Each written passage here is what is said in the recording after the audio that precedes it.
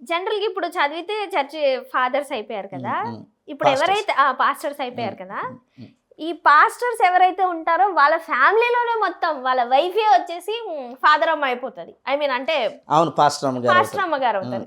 ఇది ఎలా possible sir? నాకు అర్థం కావట్లేదు. వాళ్ళకి వచ్చా లేకపోతే రోజు ఈయన ఇంట్లో ఇదే మాట్లాడుతుంటే ఆ వాక్యాలు తెచ్చి అక్కడ ఆవిడ చెప్తారు అర్థం కాదు.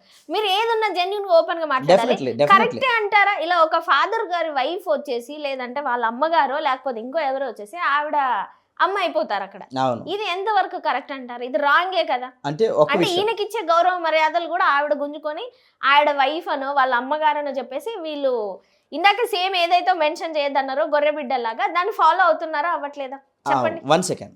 ఇప్పుడు ఒక విషయం, ఎక్కడైనా సరే మనం ఒక ప్రొఫెషన్ బట్టే కదా వాళ్ళని రికగ్నైజ్ చేస్తాం. అవును వాళ్ళు చేసే పనిని బట్టే వాళ్ళు చేస్తున్న వృత్తిని బట్టి. ఇప్పుడు మీరు జర్నలిస్ట్ ఉన్నారు, అవును అంతే కదా. మీరు మిమ్మల్ని అలా మీరు చేసే జర్నలిజం బట్టే కదా జర్నలిస్ట్గా మిమ్మల్ని రికగ్నైజ్ చేస్తారు. మీకు గుర్తుందో లేదో, మన చిన్నప్పుడు మనకి స్కూల్లో టీచర్స్ ఉంటారు. ఒక లేడీ ఫిమేల్ టీచర్ ఉన్నా వాళ్ళ హస్బెండ్ మనకి క్లాసెస్ చెప్పరు, కానీ మనం ఆయన్ని సార్ అనే అడ్రస్ చేస్తాం. అలానే ఒకవేళ మన స్కూల్లో మన టీచర్ మేల్ టీచర్ అనుకుందాం, మన సబ్జెక్ట్ చెప్పే ఆయన మేల్ టీచర్. ఒకవేళ వాళ్ళ ఫ్యామిలీ ఏదైనా ఏదో సందర్భంలో మన స్కూల్ దగ్గరికి వచ్చినప్పుడు మనం ఒకవేళ ఎదురు పడితే విష్ చేయాల్సి వస్తే ఆ మేడం మనకి లెసన్ చెప్పకపోయినా మనం మేడం అని అడ్రస్ చేస్తాం. అంటే పాస్టర్ గారు, పాస్టర్ అమ్మ గారు అని అనడానికి నేను చెప్తున్నా. అంటే అదే నేను చెప్తున్నా, అదే చెప్తున్నా. సో ఇప్పుడు ఆ గౌరవాన్ని మనం వ్యక్తపరుస్తాం. అవుట్ ఆఫ్ వాళ్ళకి సంబంధించిన జీవిత భాగస్వామి చేయుచున్న ఆ పనికి మనం పొందుకుంటున్న సేవలను బట్టి మనం వాళ్ళకి ఇచ్చే గౌరవం అది. మన టీచర్స్ అయినా ఎవరైనా సరే. అలానే ఒక డాక్టర్ గారి దగ్గరికి వెళ్ళాం, వాళ్ళ హస్బెండ్ డాక్టర్ కాకపోవచ్చు, లేదా వాళ్ళ వైఫ్ డాక్టర్ గారు కాకపోవచ్చు, కానీ వాళ్ళని మన డాక్టర్ అమ్మ గారు లేకపోతే డాక్టర్ గారు సార్ అని చెప్పేస్తాం. ఎందుకు ఈ మాట చెప్పానంటే, చిన్న ఎగ్జాంపుల్ చెప్పారు కానీ ఇది నాన్ సింక్ లో వెళ్తుంది సార్. యాక్చువల్ గా ఇప్పుడు ఒక మీరు టీచర్ సార్, మీ వైఫ్ టీచర్ కాకపోవచ్చు మేడం, కానీ మేడం వచ్చేసి క్లాస్ చెప్పదు కదా. చెప్పరు. అదే చెప్పబోతున్నా పట్టుకొని మాట్లాడతారు. అదే చెప్పబోతున్నా. ఇప్పుడు ఇది ఎలాగైతే వీళ్ళు వాడరో, ఎలాగైతే వీళ్ళు కేవలం ఆ గౌరవానికి మాత్రమే అర్హులు, అంతవరకే పరిమితి. కానీ ఇప్పుడు ఆ టీచర్ గారు వచ్చి ఇక్కడ లెసన్స్ చెప్పరు. అలానే డాక్టర్ గారి వైఫో లేకపోతే డాక్టర్ గారి హస్బెండో వాళ్ళు ఒకవేళ నాన్ మెడికల్ స్టాఫ్ అవ్వచ్చు, వాళ్ళకి మెడికల్కి సంబంధం లేకపోవచ్చు, కానీ ఏదో డాక్టర్ గారిని పిలిచిన మాత్రం వాళ్ళు వచ్చి ట్రీట్మెంట్ చేయరు కదా. కలెక్టర్ గారి వైఫ్ కలెక్టర్ కాకపోవచ్చు, కానీ కలెక్టర్ అమ్మ గారిని పిలుస్తాం, అంతవరకే. కానీ వాళ్ళు అడ్మినిస్ట్రేషన్ చేయరు. కానీ ఇక్కడ పాస్టర్ గారు అనుకున్న వాళ్ళు, పాస్టర్ అమ్మ గారు మాత్రం ఇలా వాక్యాలు చెప్తారు, ఇలా ఆరాధన చేస్తారు అని మీరు అడుగుతున్నారు, అంతే కదా. సో దీనికి ఏంటంటే ఒకటి, అసలు ఇది రైట్ ఆర్ రాంగ్, అది ఏ వేలో వెళ్తుంది అనేది అంటే ఒకటి డైరెక్ట్గా రైట్ అని అనలేము, అది పక్కా రైట్ అని అయితే అనలేము. ఎందుకనంటే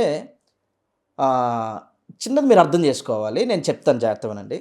ఇప్పుడు ఒక చర్చ్ ఉంది, ఒక సంఘం, ఆ సంఘానికి కాపరి ఒకరు ఉంటారు. ఓకే, ఆ కాపరి థియలాజికలీ ట్రైన్డ్ అయినటువంటి వాళ్ళై ఉండాలి అని నేను ఇందాక చెప్పాను మీకు. ఇలాగ యూనివర్సిటీస్ నుంచి చదువుకోవాలి అని, అలా చదువుకొని గ్రాడ్యుయేట్ అయ్యి వచ్చిన వాళ్ళు చర్చిని లీడ్ చేయాలని. యాక్చువల్లీ వాళ్ళ వైఫ్ కూడా అలాగ థియలాజికల్లీ ట్రైన్డ్ అయినటువంటి ఆమె అయితే చాలా వరకు హెల్ప్ఫుల్. ఓకే, కానీ పూర్తిగా ఆమె కూడా థియలాజికల్లీ ట్రైన్డ్ అయ్యి ఉండక్కర్లే. ఫర్ ఎగ్జాంపుల్, ఎందుకనంటే ఇప్పుడు ఒక ఇద్దరు డాక్టర్స్ ఉన్నారనుకోండి, ఇద్దరు డాక్టర్ గ్రాడ్యుయేట్స్ అనుకోండి, ఇద్దరు వేరువేరుగా కానీ ఒకే క్లినిక్లో కానీ ఇద్దరు ట్రీట్మెంట్స్ చేసుకోవచ్చు, క్లినిక్ రన్ చేయొచ్చు. అడ్వకేట్స్ అయినా సరే, ఎవరైనా సరే, టీచర్స్ అయినా సరే, వాళ్ళ ప్రొఫెషన్ వాళ్ళు రన్ చేయొచ్చు. ఇక్కడ ఇద్దరు థియలాజికల్లీ ట్రైన్డ్ పాస్టర్స్, ఇద్దరు థియలాజికల్లీ ట్రైన్డ్ అయినటువంటి వాళ్ళు ఒకే చర్చిలో చేయాల్సినటువంటి అవసరం ఉండదు కదా. ఇద్దరు చేసి వేస్ట్ కదా ఆ చిన్నదానికి. సో అందుకనే చాలా వరకు అలాంటి వాళ్ళు కూడా ఉన్నారమ్మా. ఇద్దరు ట్రైన్డ్ అయినటువంటి కపుల్స్ చాలా ఉన్నారు, చాలా దంపతులు అలా ఉన్నారు. వాళ్ళు కొంతమంది భర్త ఒక సంఘాన్ని చూస్తే భార్య ఇంకొక పాస్టర్ గారు ఇంకొక సంఘాలని ఇట్లానే చూసేటువంటి సేవకులు చాలామంది ఉన్నారు. కానీ ఇక్కడికి వచ్చేసరికి పరిస్థితి ఏంటి అవుతుందంటే, ఇప్పుడు ఒక పాస్టర్ గారిని పెళ్లి చేసుకున్న తర్వాత ఒక ఆమె తను ఎంత చదువుకున్నా, ఆ చదువులో తను ఏదైనా ఉద్యోగం సంపాదించుకునేటువంటి అవకాశం ఉన్నా, ఆ పరిస్థితి అంతటిని విడిచిపెట్టి, ఎందుకంటే ఈ రోజుల్లో మీకు తెలుసు ప్రతివారు ఏదో ఒక పని చేసుకొని బ్రతికితే కానీ పిల్లల్ని వాటిని చదివించుకోలేని పరిస్థితి. అయినప్పటికీ కూడా తన భర్త చేస్తున్న పరిచర్యని సహకరించడానికి, ఆ పరిచర్యకి తన ఉద్యోగం ఎక్కడ ఆటంకం అవుతుందో, ఎందుకంటే నేను ఇందాక చెప్పాను మీకు కొన్ని సందర్భాల్లో స్త్రీల యొక్క ప్రాతినిధ్యం వహించాల్సిన సంఘటనలు చాలా జరుగుతూ ఉంటాయి సంఘస్థల కుటుంబాల్లో. అలాంటి పరిస్థితుల్లో ఈమె నేను ఉద్యోగం అనుకుని ఆమె అక్కడికి వెళ్ళిపోయింది అనుకోండి, ఆ సందర్భంలో ఆమె ప్రాతినిధ్యం వహించాల్సినటువంటి ఆ బాధ్యతకి కుంటుపడుతుంది, అది లోటు అవుతుంది. ఇప్పుడు ఆమె తన లైఫ్ని సాక్రిఫైస్ చేసింది, తన భవిష్యత్తుని సాక్రిఫైస్ చేసింది, తనకున్నటువంటి కెరీర్ని సాక్రిఫైస్ చేసింది. కేవలం అస్సలు ఇక్కడ మెన్షనే చేయొద్దు. ఎందుకు అవ్వకూడదమ్మా? మీరు ఆ కోణంలో చూడట్లేదు అంతే. ఏ కోణం మీరు మీ పరిస్థితులకు అనుగుణంగా మీకు అనుగుణంగా మలుచుకొని దాన్ని దేవుడికి అటాచ్ చేసి మీరు ఇలాగా ఏంటి సాక్రిఫైస్ అనే పదం అస్సలు వాడద్దు సార్. అస్సలు నేను ఎందుకంటే కాదు, ఒక మాట అడుగుతాను చెప్పండి. ఇప్పుడు ఫర్ ఎగ్జాంపుల్ మీరు సమ్ జర్నలిస్ట్ అయ్యారు, ఏదో ఒక కోర్స్ ఏదో చదివారు, ఓకే. మీరు చదివిన కోర్స్కి మీకు ఇప్పుడు చేస్తున్న స్టూడియోలో సమ్ ప్లస్ టీవీలో మీకు ఒక ప్యాకేజ్ ఉంది, ఇంకొక స్టూడియోలో ప్యాకేజ్ ఇంకొక హైక్ ఇచ్చి పిలిస్తే వెళ్ళిపోతారు, వెళ్ళరా? యాక్చువల్గా ఎక్కడ చేసినా నా డ్యూటీ ఒక్కటే కాబట్టి వెళ్ళిపోతాను ఖచ్చితంగా. వెళ్ళిపోతారు కదా, వెళ్ళిపోతాను. సో ఇక్కడ చేసిన అదే జర్నలిజం, ఇంకో దగ్గర చేసిన అదే జర్నలిజం కదా. ఇప్పుడు చాలా మంది సాఫ్ట్వేర్లు చేస్తున్నారు, బీటెక్లు అవి చేస్తున్నారు, వచ్చి ఆ యొక్క కోర్సుకి రిలేటెడ్ లేకపోయినా సరే సాఫ్ట్వేర్ అనిపించుకోవడానికి ఎంఎన్సీస్ కంపెనీస్లో జాయిన్ అవుతున్నారు, జాబ్ చేస్తున్నారు. ఒక ప్యాకేజ్కి ఏదో ఒక ప్యాకేజ్కి వాళ్ళు చేసిన అదే మినిమం గ్రాడ్యుయేషన్ ఉండాలి కనుక చేస్తున్నారు. వాళ్ళు చేసిన గ్రాడ్యుయేషన్కి ఇప్పుడు వాళ్ళు చేస్తున్న ప్రొఫెషన్కి ఏ లింక్ ఉండదు, సంబంధం ఉండదు. ఓన్లీ సంబంధం ఏంటంటే చదువుకున్నాడా లేదా అనేది ఒకటి కాన్సెప్ట్, రెండోది వాడు సంపాదకుడు అయ్యాడా లేదా అనేది ఒకటి కాన్సెప్ట్. సో అట్లాగా అవకాశాలు ఉన్నటువంటి పరిస్థితుల్లో దాన్ని వదులుకొని వేరే దగ్గరికి ఎక్కడికైనా సరే ఎవరిని వెళ్తారా? డబ్బులు వచ్చే అవకాశం ఉన్నప్పుడు దాన్ని మీరు సాక్రిఫైస్ అంటారు. ఎందుకు అనకూడదు చెప్పండి మీరు? అస్సలు అది సార్ ఎందుకు అనకూడదు చెప్పండి.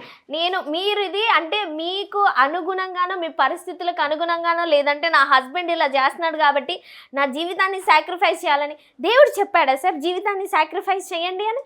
చెప్పలేదు కదా. ఇప్పుడు నేను ఫస్ట్ చెప్పాను యాక్చువల్ గా ఒక్క నిమిషం నన్ను మాట్లాడు. మీరు ఫస్ట్ ఈ చైర్ లోకి వచ్చినప్పుడే మీ మీద నాకు చాలా నమ్మకం ఉంది, పాజిటివ్ ఒపీనియన్ ఉంది, ఏదన్నా ఓపెన్ గా మాట్లాడాలని చెప్పాను. కానీ మీరు కొంచెం కంజెస్టెడ్ గా మాట్లాడుతున్నట్టు అనిపిస్తుంది. ఎందుకంటే అది ఫ్యాక్ట్ కాదు. అవుతుంది సార్, ఫ్యాక్ట్ ఎలా అవుతుంది? ఇప్పుడు నేనున్నాను, నాకు ఇప్పుడు మీరంటే కోపమా లేకపోతే మీ మతాలంటే కోపమా నాకు అస్సలు లేదు.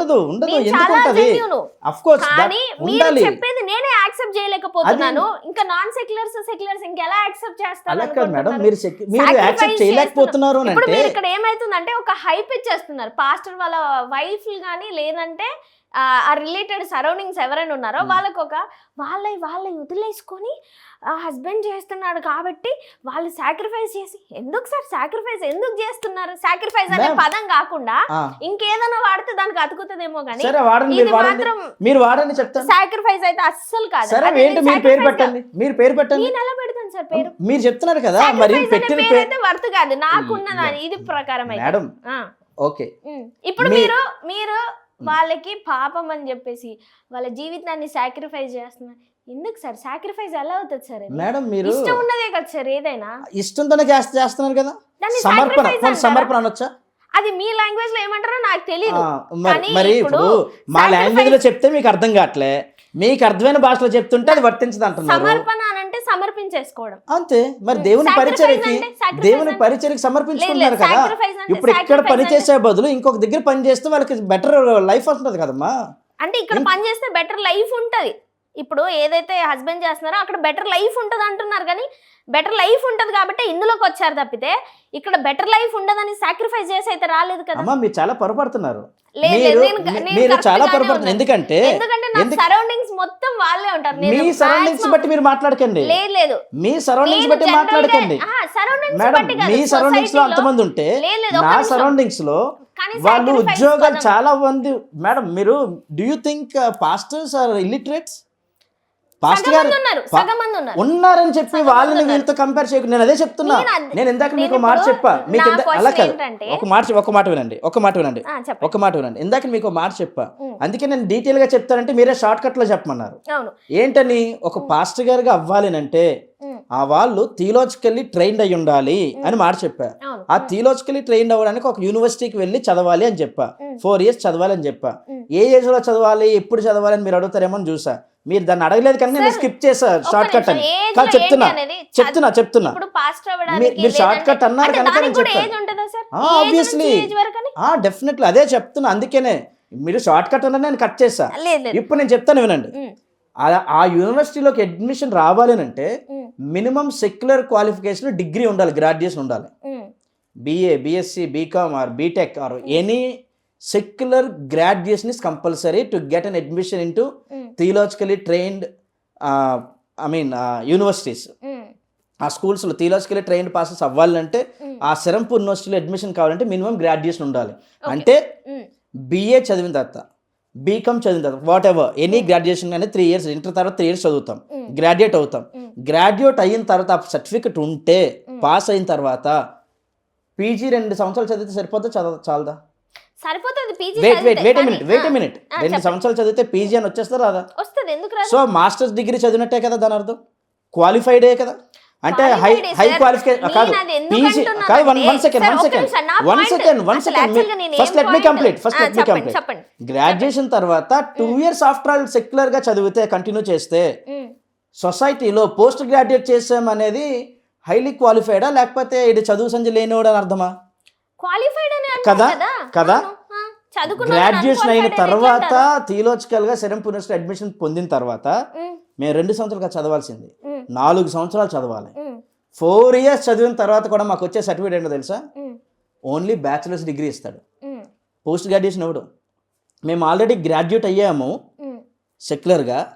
సెక్యులర్గా గ్రాడ్యుయేట్ అయిన వాళ్ళకి మాత్రమే. అంటే అప్పటికే వాళ్ళు ఏ సైన్సెస్ చదివినా, అంటే సైన్స్ ఆఫ్ బ్యాచిలర్ చూసుకున్నా, కామర్స్లో బ్యాచిలర్ డిగ్రీ తీసుకున్నా, ఆర్ట్స్లో బ్యాచిలర్ డిగ్రీ చదువుకున్నా, మినిమం డిగ్రీ చదివారంటే వాళ్ళకి సొసైటీ మీద కాస్తైనా విషయ పరిజ్ఞానం ఉండుంటుంది.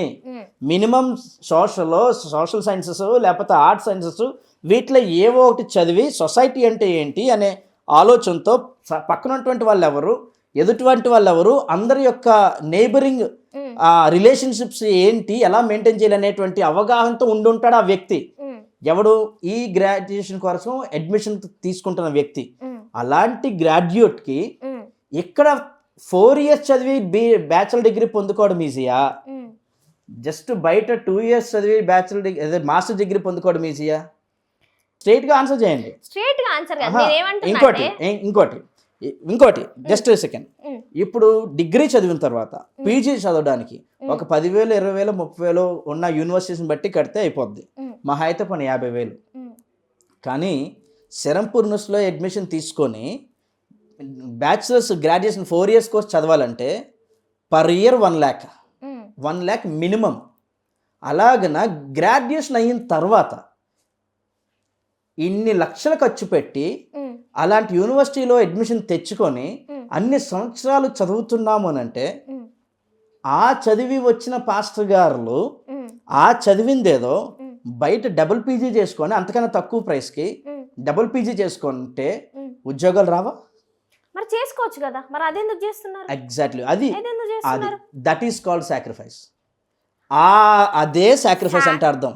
ఏంటి సార్, ఉద్యోగం వచ్చే అవకాశం ఉన్నా సరే, ఇంకో మాట ఉద్యోగం వచ్చే అవకాశం ఉన్నా సరే, మీరు ఏమైనా అనుకోండి, మీ మీద నాకు చాలా అంటే చాలా రెస్పెక్ట్ తోనే మాట్లాడుతున్నాను. ఇది మాత్రం నేను అస్సలు యాక్సెప్ట్ చేయను సార్. మీరు చాలా ఓపెన్ గా మాట్లాడతారని నేను ఈ ప్లేస్ లో మిమ్మల్ని కూర్చోబెట్టిన, బట్ మీరు దాన్ని మ్యానిపులేట్ చేసి మల్టిపుల్ గా ఇక్కడ జాబ్ వస్తుందని ఇది ఉన్నా గానీ ఎవరు చేయమన్నారు సార్? మ్యామ్ అదే మీకు తెలీదు, అదే మీకు తెలీదు, ఎవరు చేయమన్నారు? అదే మీకు తెలీదు. అది ఇప్పుడు మీకు మాట చెప్పనా, మీకు మాట చెప్పనా, ఎవరిదో లైఫ్ వద్దు, ఎవరిదో లైఫ్ వద్దు. నేను ఒక్క క్వశ్చన్ అడిగిన. యాక్చువల్ గా మనం ఇంటర్వ్యూలో మాట్లాడుకోవడానికి చాలా క్వశ్చన్స్, చాలా డౌట్స్ ఉన్నాయి, కానీ ఇదే వెళ్ళిపోతుంది. ఇప్పుడున్న ఇది దాంట్లో చర్చ్ ఫాదర్లకి జీతాలు ఎవరైనా వేస్తున్నారా, లేదంటే వాళ్ళు సాక్రిఫైస్ చేసి జనాలు ఇచ్చినా ఇయ్యకపోయినా డబ్బులు, అసలు వాళ్ళకి ఇన్కమ్ సోర్స్ ఏంటి? ఇన్కమ్ సోర్స్ ఏంటి అంటే ఇక్కడ జీతాలు రావని తెలుసు, పాస్టర్లకి ఎవరు జీతాలు ఇస్తున్నారా ఇయ్యట్లేరా అనేది పక్కన పెడితే, అంటే ఇక్కడ ఒక జాబ్ వస్తుందని తెలిసినాక కూడా దేవుణ్ణి పాస్టర్ అయితేనే ఇష్టపడ్డట, లేదంటే మానవునిగా మనం ఇష్టపడకూడదా? ఎందుకు ఇక్కడ సాక్రిఫైస్ చేసి? రెండిటికి తేడా లేదా? మరి దాన్ని సాక్రిఫైస్ ఎట్లా అంటారు? సాక్రిఫైస్ కాకపోతే మరేంటి? సాక్రిఫైస్ అస్సలు నేను ఇంటర్వ్యూ మొత్తంలోనే కాదు, నేను ఎప్పటి వరకు కూడా నాకు అంత పరిజ్ఞానం ఉంది మీ దాని మీద ఉండొచ్చు, కానీ పట్టుకున్న కొందరు మూడే కాలంటే నేనేం చేయలేను. మీరు 4 అన్నా కానీ నేను యాక్సెప్ట్ చేయను, ఎందుకంటే మీ ఇష్టం అది. ఇది కూడా అంటున్నా, అది కూడా మీ ఇష్టం, మీరు సాక్రిఫైస్ చేస్తున్నా అంటున్నా, అది మీ ఇష్టం. మేమైతే చూసే ఆడియన్స్ కానీ ఈవెన్ మన దాంట్లో ఎవరైతే మతస్థులు ఉన్నారో వాళ్ళు కూడా అసలు ఇది సాక్రిఫైస్ అంటే మీరు ఇప్పుడు మీ జీవితాన్ని సాక్రిఫైస్ చేసి చర్చ్ ఫాదర్ అయ్యారా? ఆబ్వియస్లీ. ఎందుకు సాక్రిఫైస్ చేయాలనిపించింది? మా ప్యాషన్ అమ్మది. ప్యాషన్ అనాలి కానీ సాక్రిఫైస్ కి ప్యాషన్ కి ఎంత డిఫరెన్స్ ఉంటుంది? మరి అదే చెప్తున్నా మీకు.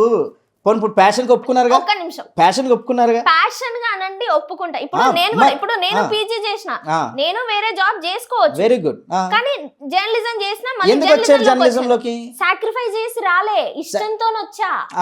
మీరు వచ్చారు, మీరు ఇష్టంతో వచ్చారు. సాక్రిఫైస్ అనే వర్డ్ యూజ్ చేయను. మీకు సరిపోదు అంటే ఎప్పుడు తెలుసు, మీకు సరిపోదు. ఎందుకని మీరు అలా కాదు, మీరు పీజీతో చేసిన జర్నలిజంతో చేసిన, మీరు ఇక్కడ ఒక జీవనోపాధి కోసం ఇక్కడ ఉద్దేశించి వచ్చారు, ఇక్కడ ఒక పర్టికులర్ శాలరీ వస్తుందనే వచ్చారు, అంతేనా కదా?